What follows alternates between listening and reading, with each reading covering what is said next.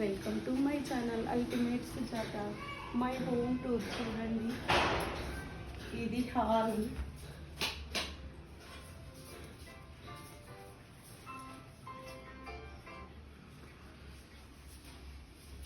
ఇది ఒక బెడ్రూమ్ చూడండి. కబోర్డ్స్ ఎట్లా పోయినాయో. 8 years అయింది కబోర్డ్స్ చేయించి, అప్పుడే ఊడిపోతున్నాయి. ఇది ఒక బెడ్రూమ్ చూడండి. కబోర్డ్స్ అన్నీ ఎలా ఊడుతున్నాయో.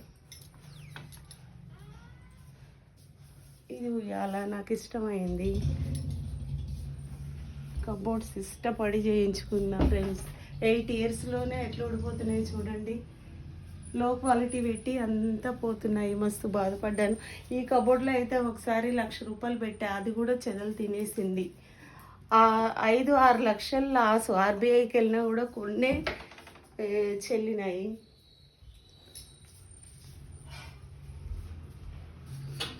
ఇది కిచెన్. చేయించినప్పుడు ఇట్లా ఎంత నీట్గా ఉంది చూడండి. తర్వాత చూడండి ఇలా అయిపోయింది.